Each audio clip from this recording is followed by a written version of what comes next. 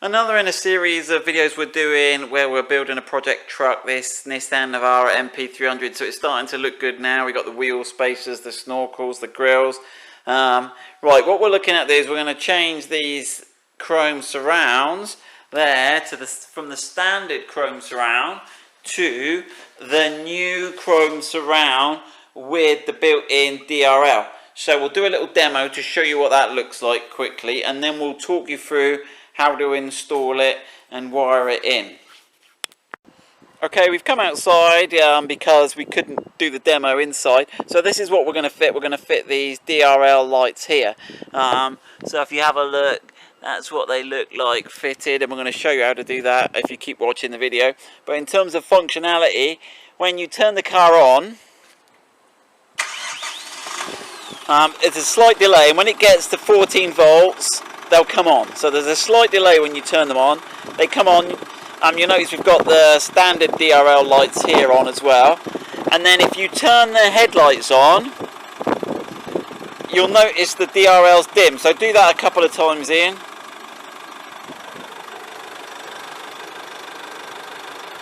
There we go. So that's what we're going to show you how to fit, and we'll give a bit more of a demo at the end. So that's the demo finished. So what have we got? What do you get in the kit? So you get two of these surrounds, and these surrounds are complete with this inbuilt DRL, and they come with a little connector. It's quite a nice connector actually. It's a waterproof connector. Waterproof screw fit. Screw fits connector, right? Obviously the left is different from the right. So you got one there and a second one there. Right. Then you get a wiring loom, so you've got a control box here, which it does some clever things. You don't need to connect it to ignition live. It looks at the battery voltage. When your engine starts, it goes up to 14 volts. This goes hello and turns these daytime running lights on. So there's no need to connect to an ignition live. Also, it's got a delay off feature. So when you lock the car and go away, the engine's stopped. The lights, these little daytime running lights, will stay on for a short period of time, and that allows you to walk to your car or avoid the puddles or do whatever. So that's quite a cool feature. But the wiring will show you will need, it's got 3 wires, earth, battery positive, and we've worked out a good way of connecting to the battery positive, and then the side light wire, because these are so fierce bright. They're too bright at night, so when you turn your headlights on, these will dip down to a lower level, which is part of European legislation for daytime running lights. Right, one thing I wanted to show you was they actually fit in the same way, the chrome. So this is a standard chrome one that we've just taken off, and you can see it's got these side clips. And if I just turn that upside down and put it there, it's actually exactly the same fittings. So it's going in the same fittings, which is kind of neat. The only thing you have to do is drill a hole for this wire to come through. But if you decide to take these out and go back to these, the hole won't be visible, but I'll show you that. Right, what tools are we going to need? We're going to need a drill, cordless drill with a, what drill have you gone for there, Ian? 16 mil 16 blade, mil. so that's big enough to get. So yeah, because you've got to get the connector through. Get that ring, yeah, through, yeah. But that should be a fairly standard 16mm blade drill, yeah.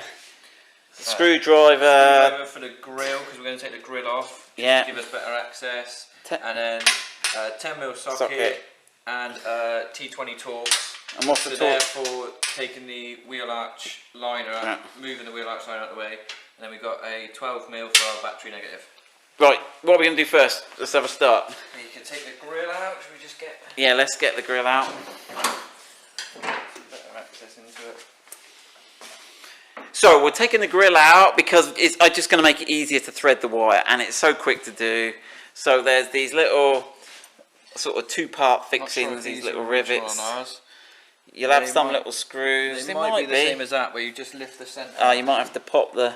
We had to repair ours. But yeah, if you get stuck, we have got another video of how to change a Nissan Navara NP300. I'll put it up there.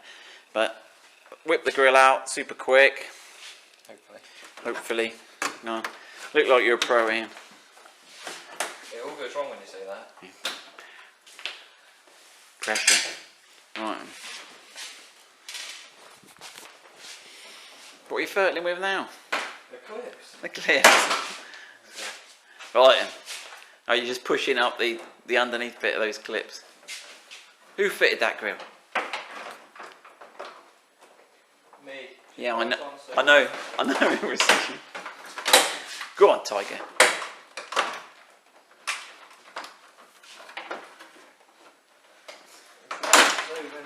Alright, it says quick look at those clips, quick look at those clips. So they're the ones I was reaching from above, you just got to press that. Oh, hold on. Yeah. Press that Press tab that little in, tab. and then you've got the series of ones along the The bottom. bottom that you just got. But these generally release by themselves. But we've got the video on that. It's not as difficult as we make it look. So there are two ways of accessing this. We found if you've got hands of small children. Yeah, if you miss the tickle. You can reach down here. You can go in, there's quite a lot. Yeah, it is quite a lot of room. It's both sides to actually. Do you reckon you go on? Do you have a go? Do you reckon you can do it, or do you reckon it's going to be easier to do the wheel arch? You've got to have.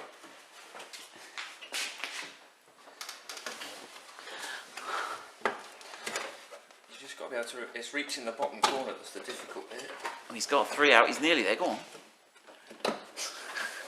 Oh! So you can do it. You can do it, or well, I'm going to stick with this one.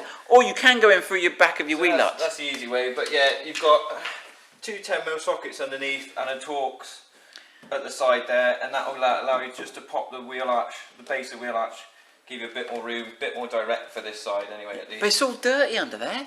I like your little Mr. Tickle approach. Yeah, you've just got to have arms of a Right, small child. so there we go. So you can see there, so you'll see you've got the painted bit of the bumper, and then you'll see you've got this matte textured part, and you can see where you've got the little holes here. So the new one clips in, or at least it would clip in. It would clip in, but we know the hole. We can see if you offer it in. You can have a little. Once you've got it here, you'll be able to see it's roughly in this bottom corner here. But you don't want to be drilling. Oh, you don't want to be drilling anywhere into the gloss paint. Yeah. So your original vent, you can always see the line from where it was. To be honest, is those two lines. So as long as you're drilling in this section, you can always offer it up, put a bit of masking tape if you're not sure. It'll be right. Go on. Well, everyone's going to do what you're doing. I'm just going to whack it through. So yeah, he's going to go in this corner here. So you see where it bends here. He's just going to. He makes up. He goes on. It's not his truck. He ain't worried. We don't want to go too far through, but there's not too much as long as you're fairly careful.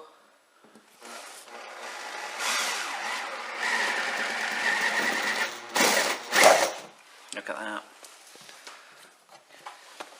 So that should allow us just to Get that through. wiggle that through there. That 16 looks a sweet size actually. It's just big enough, but Fresh chrome. yeah. You should just hear them pop if we get them all lined up right. You feel the hole in the right place. That top one's being a bit of a pig, isn't it? Do you reckon the tap? Sometimes the tabs are just a bit. Just a bit, yeah. That chrome isn't too. That chrome does make it a lot more rigid.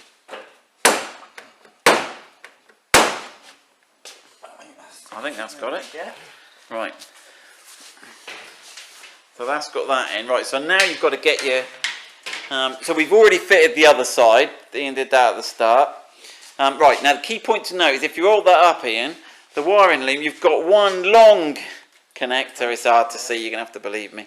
You got one short one, there you go. One long one. And one long one. So you want the long one first to go over to this side we've just fitted. Now, are we going to drop this down or are we going to poke that up? No, drop them down. Let gravity do the work for you. Don't. Yeah, we want to come in down the back of this headlight. Yeah. I think what we want to try and do. Is there a way through there? Right round to the front. We're going to have to go right. Because there's a little bit of polystyrene in the front bumper here, and that's where we want to be heading for. Come along that. We're going to have to go right in through. Do you want me to? Where are we going? I'm literally right next to the headlight here. You're going to come? Okay, yep. Whoop. So I'll have a... So you can see it here, if you come look here, I've fed it through from the back, and I'm in this little gap by the headlight. Headlight round the side, and then round on the front.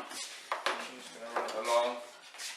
A few cable ties if you want to stop that from rattling. might help you. Yeah, we'll do that off camera. No one wants to watch us tie cable ties up. Right, so if you've got a one-handedly plug that in and twist it in. Now those connectors, they have to be in the right orientation, don't they? Not on these ones. Not on these. Oh, literally. Oh, that's easy then. Yeah. So they're literally just. Let's just have a look while he's messing around there. So it's just the line. So yeah, it's literally just like an headphone socket, isn't it? You just plug that in and then twist the little cap to form the waterproof. You got it? Yeah. Yeah. So the plug on that's connected to this does actually reach up. Yeah. So you haven't got. Styrene, so it's literally just out of sight. So we can let the children go and play. And then we've got to take the short one. Yeah. We're gonna have to try and get that to reach down in here somewhere. I think we're going to take the same route. And then you got to fish about and get that other one up. Right next to the headlight. So it seems to be. Well, I'm going to let Ian finish routing that because this is boring, and then we'll start getting on with the electrics. Then when he's done that, we'll put some cable ties on that, get that neat, and then we'll come and show you how to connect up to the battery in the fuse box. So Ian's managed to route his hand around here, make the connection. That wasn't too bad. And now we're at the exciting stage of wiring. So we've got 3 wires. Let's just go over them again. The black is going to go. Oh, the black is going to go on earth, which is the battery negative, which will be. So it will go there. Here. Right. The positive. We'll show you where that goes. That is a battery positive. But we found in this little fuse box here next to the battery. We're going to show you how to connect that. But I think the first wire we're going to do is the yellow wire, which needs to go onto the headlight wire, so that it dips when you put the headlights. So just so you can't go on side light on these. No, not side light because they're on all the time. You've only got auto or side light functions, so you can't actually turn them off. No, because the side lights are like the DRL. Right. Here we go. So if you go in here, behind the headlight there is the top connector. You can pull it off, and then you've got this. Oh, get the light, thank you. There we go. And then if I point the camera at the right place, you'll see this sort of connector, and it's got 3 all at 90 degrees to each other in a sort of U shape. And the wire we want to connect onto is the blue wire. So if I get that in shot of camera, you can see Ian has just soldered that on. Now you could use those Scotch connectors that tap into it, but Ian's just soldered onto that. He'll tape that up in a minute. So it's the yellow onto the blue wire, right? And then you can reconnect that, Ian. You can put that back on the back of the headlight. I'll have the light on, alright? Yeah. Or he's going to tape it up. Some tape around that already. That's the boring bit, but we don't want it shorting out or something when we come to testing it. Again, you could put heat shrink or something if you're super keen on that. That's good. And reconnect that one on the back of the headlight there. So there's no clips or anything on this one, No, it does just push off. Yeah, it's not like changing a headlight bulb, it's not that complicated. It just pulls off, pushes on. Right, so then you've got the little control box is going to end up dangling down there. And then what we're going to do is, we'll do the negative next as we're working round that way. So we need to just get that on that battery terminal there, which I think is a 12mm, isn't it? Yep. Yeah, 12mm. If we can free it off. If we can free it off. This one's obviously not been done before. No grease on that. Oh. So you can just put that little sort of, what do we call it? That's not a spade, a what's it called? Eyelet? It's not an eyelet, is it? It's sort of half an eyelet. Pronged. Put the little prong connector under there. Right. Turn off our battery. Yeah. Right, and then the last one, if you flip the little lid here on the, it's at this side, is it? No, we press the button this end. Yeah, I'll press a button.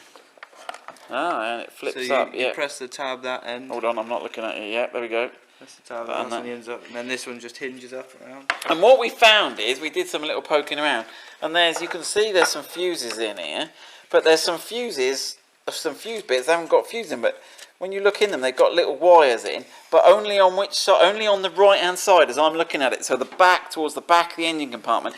Well, they're down this middle spine, because yeah. this side's got one on the inside. So just make sure that when you look at that connector in, just let's have a look at that. You've got to make sure that you want the wire to be on the opposite side, so that it comes in there through the fuse and out to the wire. Yeah. All right. So we'll have a little look how he's done it. And it should be that way around. All right. And then we need to put a little slot in the back just to allow this cable to escape out. Yeah. And that should be. Should be. Yeah. We're just gonna put a little slot. Well, you could groove the base in, but either or, the cap or the. We're just going to put that little cap in, put the cap on, and then we're gonna test it. We're ready to test then, aren't we? Yeah. So we'll just get that done and we'll go and have a little test. So there you go. Ian's made a little slot there. He actually did it in the lower casing, not the lid. In both, actually. He did a little took in both. So we've got a nice little neat bit coming out there. So we're all connected up. Right.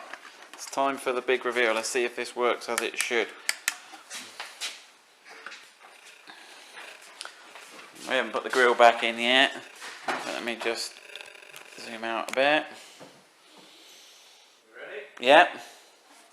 So start the car up. So there we go, the DRLs are on. And then put the headlights on, Ian. And you'll see the intensity dim. Do that again. And again. Yeah. So you can see, just do it again. As he turns the headlights on and off, the intensity of the daytime running lights is changing. Okay? Right, now turn it off, Ian. And what they do is they'll stay on. So as you close your car and lock your car, there's a delay so that you get a bit of that sort of follow me home, which we get on the Range Rovers. And turn the light off and we'll see how fierce they look. There you go. There you go, and then it turns off. So there it is. Good luck with that.